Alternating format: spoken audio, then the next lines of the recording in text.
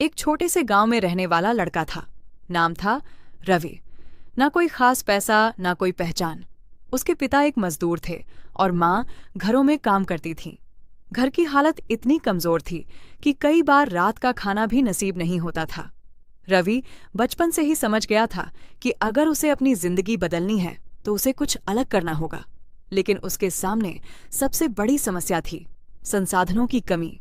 न अच्छे स्कूल, न कोचिंग, न किताबें।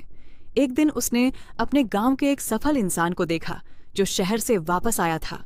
लोगों की इज्जत, अच्छा घर और खुशहाल जिंदगी देखकर रवि के मन में एक आग जल उठी।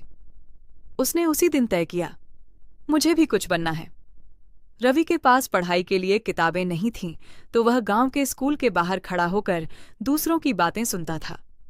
रात में जब सब सो जाते तो वह सड़क के नीचे लगे एक स्ट्रीट लाइट के नीचे बैठकर पढ़ाई करता।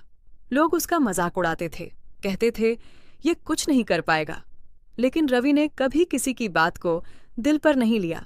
वह बस अपने लक्ष्य पर ध्यान देता रहा।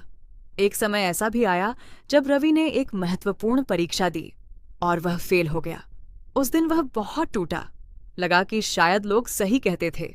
लेकिन उसी रात उसने खुद से एक सवाल किया, क्या मैं सच में हार मानने के लिए पैदा हुआ हूं?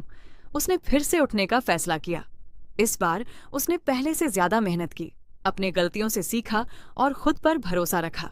दिन रात की मेहनत के बाद उसने फिर से परीक्षा दी और इस बार वह पास हो गया। धीरे धीरे उसने अपनी पढ़ाई पूरी की और एक बड़ी कंपनी में नौकरी हासिल कर ली। आज वही रवि अपने परिवार की हालत बदल चुका है। जिस घर में कभी अंधेरा था, आज वहां रोशनी है। लोग जो कभी उसका मजाक उड़ाते थे, आज उसी की तारीफ करते हैं। सीख, एक आम इंसान भी असाधारण बन सकता है। बस जरूरत है तो हिम्मत, मेहनत और खुद पर विश्वास की। अगर आप हार मान लेते हैं तो कहानी यहीं खत्म हो जाती है। लेकिन अगर आप लड़ते रहते हैं तो आपकी कहानी एक मिसाल